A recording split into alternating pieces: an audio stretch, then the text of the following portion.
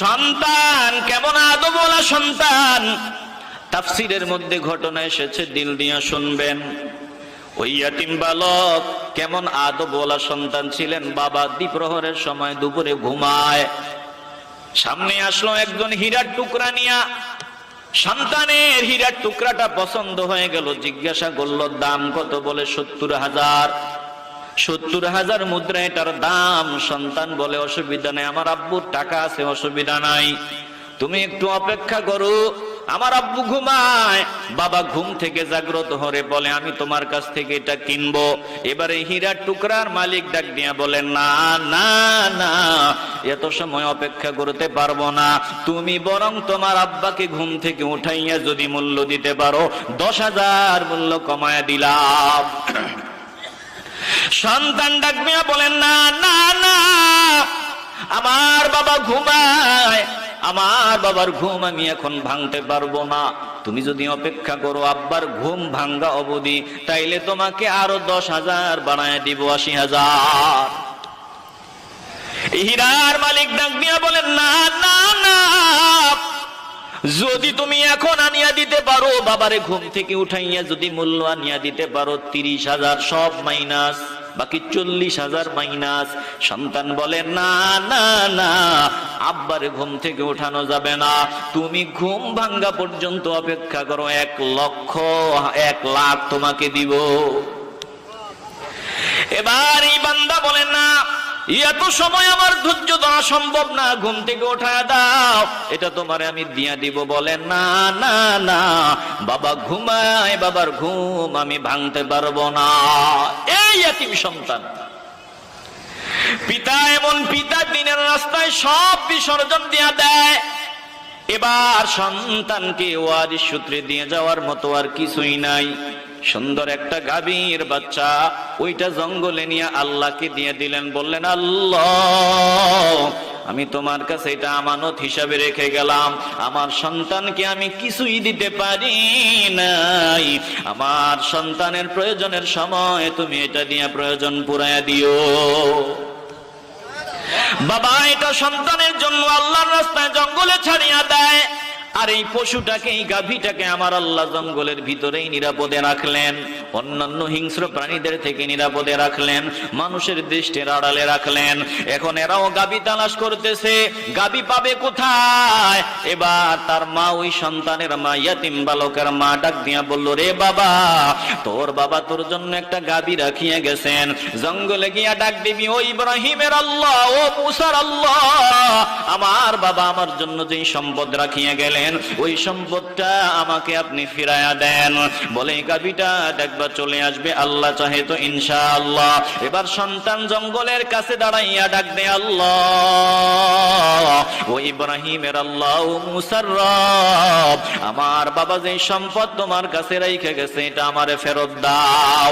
সুন্দর ওই বর্ণের, যেই বর্ণের কথা আল্লাহ কোরআনে বললেন, ঠিক এই কালারের গাভী এই সন্তানের সামনে হাজির। আল্লাহুম্মা সাল্লি আলা মাওলানা মুহাম্মদ ওয়া আলা আলি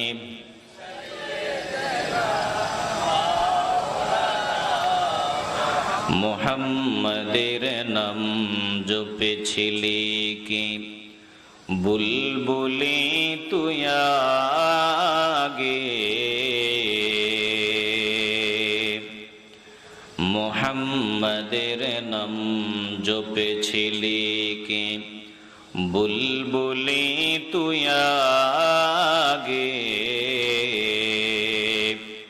তাই কি রে তোর কণ্ঠের গান এমন মধুর লাগে। আল্লাহুম্মা সাল্লি, মাশাআল্লাহ, মোহাব্বতে পড়ি, মাওলানা মুহাম্মদ ওয়া আলা আলি সাইয়্যিদিনা।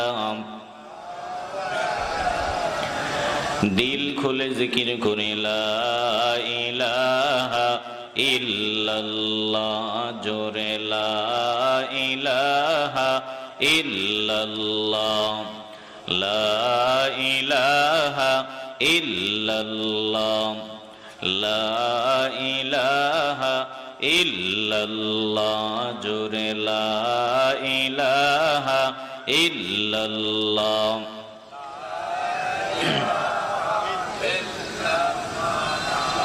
লা ইলাহা ইল্লাল্লাহ মুহাম্মাদুর রাসূলুল্লাহ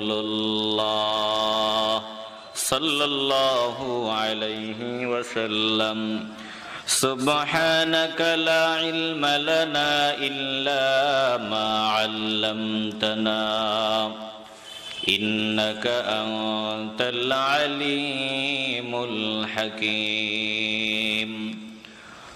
رب اشرح لي صدري ويسر لي أمري واحلل عقدة من لساني يفقه قولي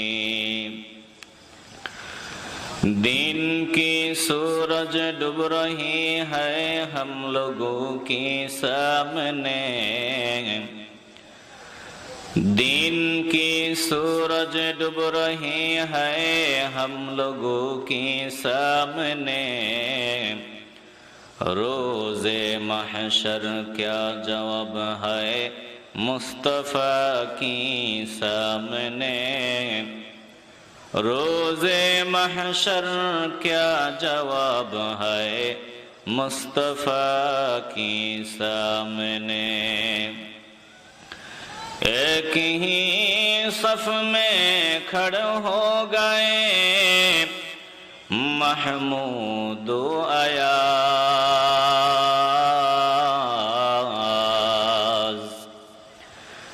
एक ही सफ में खड़े हो गए महमूद अयाज न कोई बंदा रहा न कोई बंदा है नवाज न कोई बंदा है रवा न कोई बंदा है नवाज হযরত ভোলা শাহ রহমতুল্লাহি আলাইহির স্মরণে ৬২তম বার্ষিক ওয়াজ ও দোয়ার মাহফিল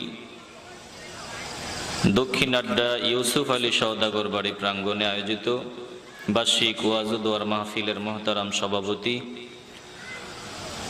জনাব আব্দুল্লাহ মামুন, বিশিষ্ট ব্যবসায়ী চট্টগ্রাম, সহ সভাপতি জনাব আরিফুর রহমান সরকার প্রবাসী ইতালি, প্রধান অতিথি জনাব মুখলেসুর রহমান, বিশিষ্ট ব্যবসায়ী আড্ডা বাজার, বিশেষ অতিথি জনাব জাহাঙ্গীর আলম, বিশিষ্ট ব্যবসায়ী ছোট বটিয়া,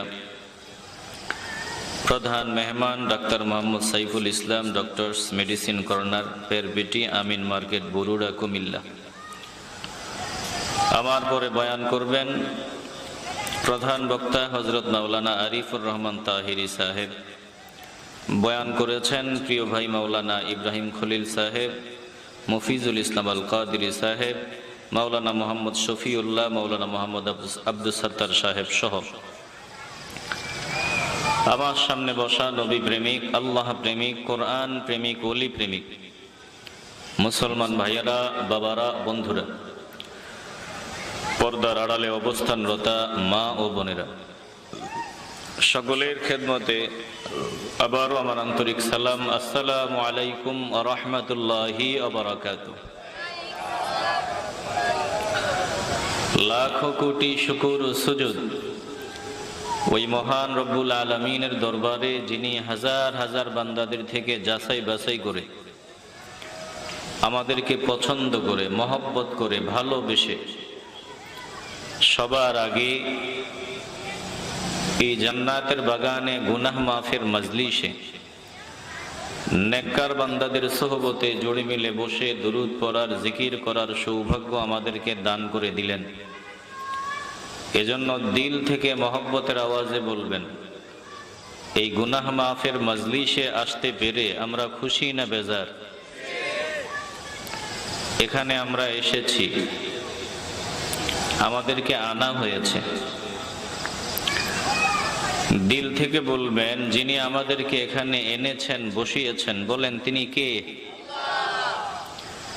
এই মাজলিসে আসার জন্য সৌভাগ্য লাগে, ভাগ্য লাগে, কপাল লাগে। সবাই এই দামি মাজলিসে আসতে পারে না। কেবল তারাই আসতে পারে যাদেরকে আল্লাহ পছন্দ করেন, মহব্বত করেন, ভালোবাসেন। সব জায়গায় সবাই যেতে পারে না। সিনেমা হলে সবাই যেতে পারে না, সম্ভব না। এমন কিছু বান্দা আছে যাদেরকে মারলেও, লক্ষ টাকা দিলেও আপনি সিনেমায় নিতে পারবেন না, গান বাজনার মাজলিসে বসাতে পারবেন না। আবার এমন বান্দা আছে যাদেরকে লক্ষ টাকা দিলেও ওয়াজের ময়দানে বসাইতে পারবেন না। বলেন, এরকম দুই দল বান্দা আমাদের দেশে আছে না নাই? একটু কথা বলা লাগবে। যাদের কপাল ভালো, যাদের সাথে আল্লাহর মহব্বতের সম্পর্ক, যাদেরকে আল্লাহ ভালোবাসেন, তারাই এই মাজলিসে আসতে পারে, বসতে পারে। আল্লাহ আপনাদেরকে মহব্বত করে, ভালোবাসে। এজন্য এই মাজলিসে আপনাদেরকে আসার সুযোগ দিয়েছেন। দিল থেকে ইমানের আওয়াজে বলবেন, আল্লাহ আরো অধিক পছন্দ করুক, ভালোবাসুক আমাদেরকে। আমরা চাইনি। আওয়াজে মনে হয় ঝামেলা আছে। বলেন, আমরা চাইনি। তাহলে শুকরিয়া আদায় করতে হবে। শুকর আদায় করলে আল্লাহ তাআলা ভালোবাসার মাত্রা আরো বাড়ায় দিবেন। যে যত বেশি শুকরিয়া আদায় করবে, সে আল্লাহর তত বেশি প্রিয় বান্দা হবে। আর শুকরিয়া আদায়ের বহু ফজিলত,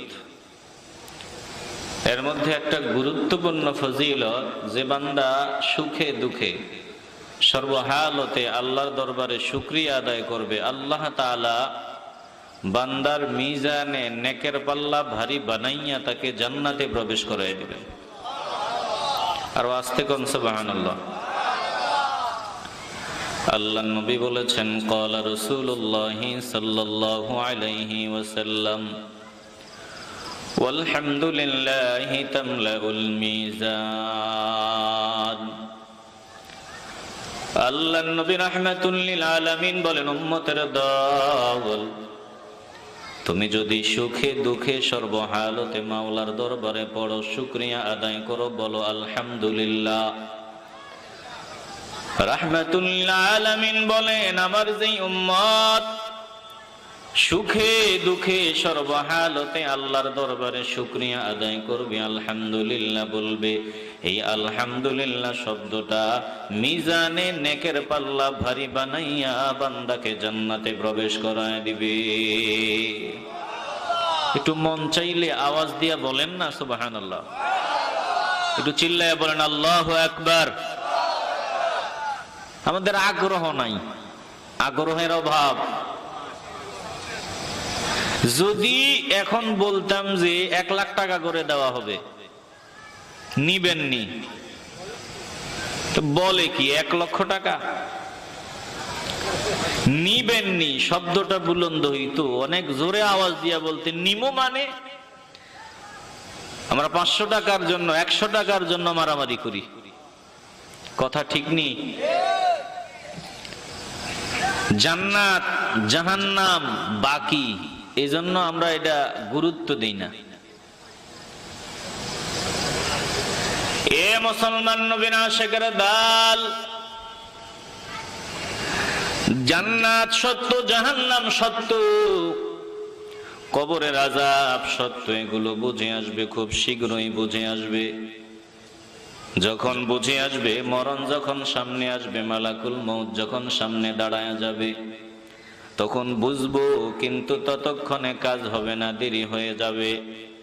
তখন বুঝবো এক একটা সুবহানাল্লাহর কত দাম, এক একটা আলহামদুলিল্লাহর কত দাম, কোরআন তেলাওয়াতের কত দাম, দুরুদের কত দাম, নেক আমলের কত দাম। তখন সব বুঝে আসবে, কিন্তু ততক্ষণে অনেক লেট হয়ে যাবে। জোরে কোন ঠিক কিনা? সব বুঝে আসবে। এই জন্য এই গুরুত্বপূর্ণ সময় আল্লাহ কবুল করেছেন, এই মজলিসে আমাদেরকে আসার তৌফিক দিয়েছেন। এখান থেকে আমরা কিছু নিয়ে যাব ইনশাআল্লাহ। আসতে বলবেন না, দিল থেকে বলেন ইনশাআল্লাহ। আমি আপনাদের সামনে সূরাতুল বাকারার 72-73 নম্বর আয়াত তেলাওয়াত করেছি। এই তেলাওয়াতকৃত আয়াতগুলো আপনাদেরকে শোনাইয়া আলোচনা শেষ করব ইনশাআল্লাহ। আল্লাহ যদি না বলায়, বলা সম্ভব না, আমি চেষ্টা করব। তৌফিক দেওয়ার মালিক একজন। দিল থেকে বলেন তৌফিক যিনি দান করবেন, বলেন তিনি কি? বান্দার কাজ চেষ্টা করা, কবুল করার মালিক কে? তবে বান্দা চেষ্টা করলে আল্লাহ চেষ্টা অনুযায়ী বান্দাকে ফল দান করেন। একটু দিল নিয়ে অনুধাবন করেন সূরা বাকারার 72-73 নম্বর আয়াত। আসুন একটু দিল দিয়ে শুনি আল্লাহ এই আয়াতে কি বলেছেন। আল্লাহ তাআলা বলেন, ওয়া ইয কাতালতুম নাফসান ফাদ্দারাতুম ফিহা ওয়াল্লাহু মুখরিজুম মা কুনতুম তাকতুমুন ফাকুলনা যরিবুহু বিবা'দিহা কাযালিকা ইউহয়িল্লাহুল মাউতা ওয়া ইউরীকুম আয়াতিহি লা'আল্লাকুম তা'কিলুন।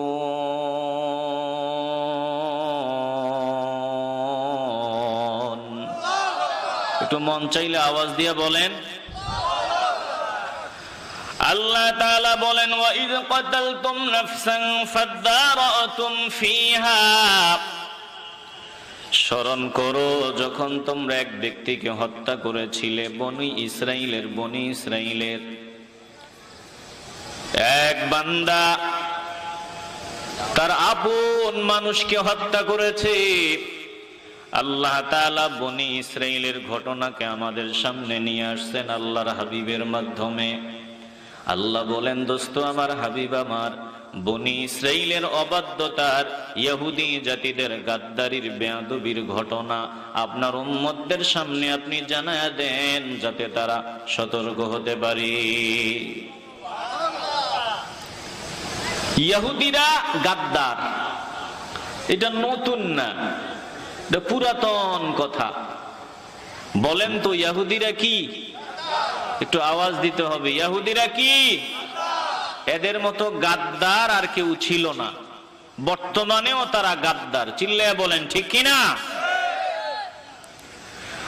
আল্লাহ তাআলা বলেন, দোস্ত আমার, হাবিব আমার, আপনি শোনায়া দেন, ওয়াইদ কাতালতুম নাফসা, যখন এক ব্যক্তিকে হত্যা করেছিলে, বনু ইসরাইলদেরকে আপনি শোনায় দেন যে যখন তোমরা এক ব্যক্তিকে হত্যা করেছিলে, ফাদ্দারাতুম ফিহা, তারপর পরস্পরকে দোষারোপ করতেছিলে। আল্লাহ তাআলা বলেন, ওয়াল্লাহু মুখরিজুম মা কুনতুম তাকতুমুন, তোমরা যেটাকে গোপন করার চেষ্টা করেছিলে, আমি আল্লাহ সেটা প্রকাশ করে দিলাম। আমি আল্লাহ হলাম সেটার প্রকাশক, আমি সেটা প্রকাশকারী। বলেন তো, গোপন জিনিস প্রকাশ করে দেন কে? যত গোপন জিনিস আছে আল্লাহর সামনে সব প্রকাশ হয়ে যাবে। কথা বলেন ঠিক কিনা? এই যে আয়াত তেলাওয়াত করলাম,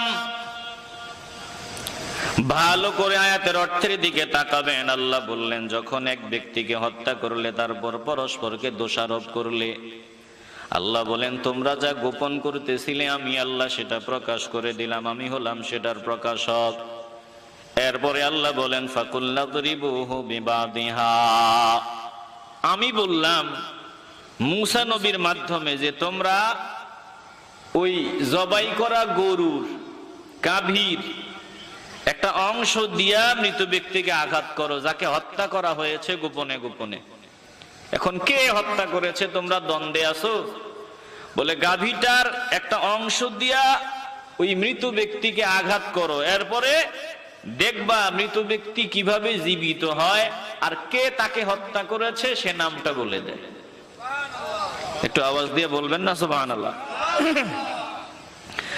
কাযালিকা ইউহয়িল্লাহুল মাউতা, মৃত ব্যক্তি জীবিত হয়ে নাম বলে দেয়। আল্লাহ বলেন এভাবেই আমি মৃত ব্যক্তিকে জিন্দা করি, মৃতদেরকে আমি আল্লাহ জিন্দা করি। আল্লাহ তাআলা বলেন ওয়ায়ুরিকুম আয়াতিহি, আমি আমার নিদর্শনাবলী তোমাদেরকে দেখাই, লাআল্লাকুম তাকিলুন, যাতে তোমরা বুঝতে সক্ষম হও, যাতে তোমরা বুঝো।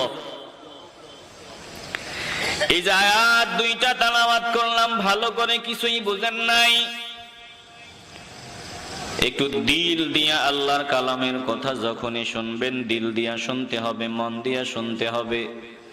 কারণ আল্লাহর কালাম যদি দিল দিয়া শুনেন, দেখবেন আল্লাহর কোরআনে যেই মজা, দুনিয়ার কোনো কিছুতে এমন মজা পাওয়া যাবে না। জোরে কোন ঠিক কিনা?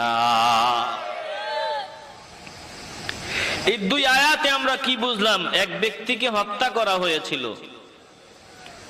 পরে কে তাকে হত্যা করেছে এটা নিয়ে বাদানুবাদ, ঝগড়া। আল্লাহ বলেন গোপন জিনিস যেটাতে তোমরা গোপন রাখতে চাইছো, আমি ওটা প্রকাশ করে দিলাম। কিভাবে প্রকাশ করলেন? গাভীর, জবাই করা গাভীর অংশ, একটা অংশ দিয়া মৃত ব্যক্তিকে আঘাত করার পর মৃত ব্যক্তি জীবিত হলো, কে তাকে হত্যা করলো নাম বলে আবার ইন্তেকাল করলো। আল্লাহ বলেন আমি এই নিদর্শন তোমাদের দেখাই যাতে তোমরা বুঝতে পারো, আমি আল্লাহ এভাবেই জীবিত মৃতদেরকে জীবিত বানাই, আমি আল্লাহ এভাবেই জীবিত মৃত থেকে জীবিত করি। চিল্লায় এখন না সুবহানাল্লাহ। দিল দিয়ে অনুধাবন করে নেন। বনি ইসরাইলের একজন বান্দা ছিল, অনেক ধনী বান্দা, অনেক টাকা পয়সার মালিক, সম্পদওয়ালা। তার কোনো ওয়ারিস নাই, একমাত্র কন্যা সন্তান, একমাত্র কন্যা ছাড়া আর তার কেউ নাই। এই কন্যাটাকে তার ভাতিজার কাছে তুলে দেওয়া হবে, বাস সব সম্পদের মালিক হয়ে যাবে তার ভাতিজা। এখন এই কন্যার দায় দায়িত্ব ভাতিজার হাতে দিলেন, ভাতিজা সব সম্পদের মালিক হবে চাচা ইন্তেকালের পর। ভাতিজার ওটা সহ্য হয় না, দেরি সহ্য হয় না। চাচা মারা যায় না কেন? চাচা তো বোন তো তার হয়ে গেল, এখন সম্পদের মালিক হয়ে যাবে চাচা ইন্তেকালের পর। চাচা তাড়াতাড়ি মরে না কেন? সহ্য হয় না, কারণ চাচা যতদিন না মরবে চাচার সম্পদ ইচ্ছা মতো ভোগ করা যাবে না। আসেনি আমগো দেশে এমন কিছু লোক একটু তাড়াতাড়ি খাইতে চায়, তাড়াতাড়ি বড় লোক হইতে চায়, তাড়াতাড়ি কোটিপতি হইতে চায়। বলেন এমন লোক আমগো দেশে আছে না নাই? বেশি তাড়াহুড়ার দরকার নাই, আমার যেটা যখন দরকার একজন আছেন ব্যবস্থা করে দিবেন। বলেন তিনি কে? তো তাড়াতাড়ি করো কেন? কিভাবে তাড়াতাড়ি করে কোটিপতি হওয়া যায়? অন্যের মাথায় বাড়ি দিয়া, ধোকা দিয়া, আরেকজনকে বোকা বানাইয়া কেমনে কোটিপতি হওয়া যায়? এই ধান্দাবাজ আমগো দেশে আছে না নাই? একটু আওয়াজ লাগবে, জবান খুলে বলতে হবে, আছে না নাই? বাঙালিদের মধ্যে, আমাদের মধ্যে ধান্দাবাজ বেশি। চিল্লায় বলেন ঠিক কিনা? সহ্য হয় না, কত তাড়াতাড়ি কোটিপতি হওয়া যায়। এই জন্য বান্দা হারামের খাতায় নাম লেখায়, কত তাড়াতাড়ি কোটিপতি হওয়া যায়। এই জন্য বান্দা সুদের খাতায় নাম লেখায়, ঘুষের খাতায় নাম লেখায়, চাকরিতে বেতন 50,000, কেমনে ডানে বামে আরো 2 লাখ কামানো যায় এই চিন্তাওয়ালা।